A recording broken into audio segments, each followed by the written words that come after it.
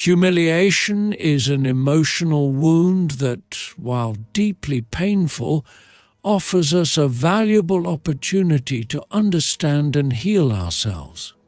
It is an experience that shapes how we respond to the world, especially during childhood, when our emotions and behaviors desperately seek validation. The physical response to humiliation can be extreme.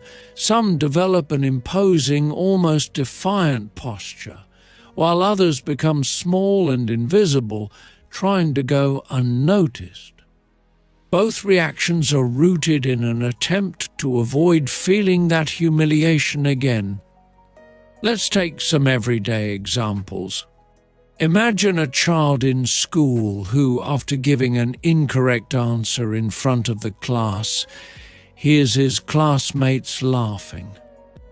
That laughter invades him, makes him feel small, and he wishes to disappear.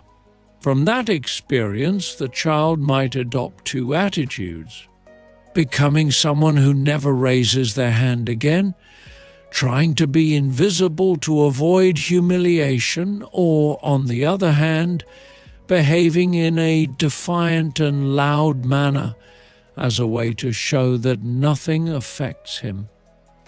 Both strategies are attempts to protect themselves from feeling that pain again.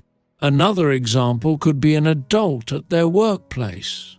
Imagine a boss making sarcastic comments about someone's performance in front of others as a way to teach or correct. The person on the receiving end of the humiliation might laugh nervously, trying to show it doesn't matter, even though they are deeply hurt inside. This reaction is a way to avoid feeling the impact of those words and to hide vulnerability, because showing hurt could be perceived as weakness. Your brain also adapts, protecting you from hurtful words through defensive mechanisms like laughing or making fun, as if those words didn't affect you. However, this armor only hides a deeper wound that needs attention. If we trace it back to the origin, we can see that often our first experiences of humiliation come from dynamics with our parents. To capture their attention, we may have learned to create chaos, knowing it would lead to reprimands, shouting, or even insults. A common example could be a child spilling a glass of milk and, instead of receiving help to clean it up, hearing that they are clumsy or incapable. In those moments, although painful, the child gets what they want, their parents' attention, even if it is wrapped in emotional mistreatment. Unconsciously, they end up associating attention, love, and connection with mistreatment or humiliation. Later on, that association translates into our adult relationships.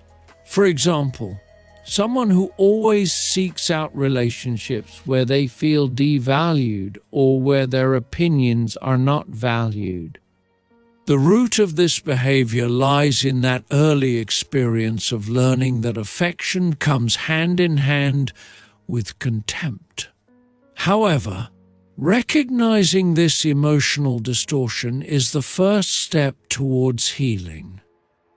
We all carry some wound from our childhood, some way in which love and suffering got mixed up in our perception. But this is not the end.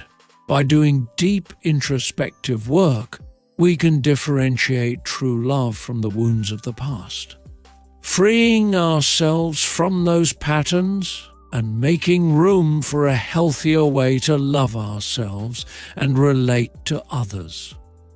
Introspection is an essential and courageous process for recovery and self-discovery. Each step you take inward allows you to reclaim your well-being and your ability to connect authentically.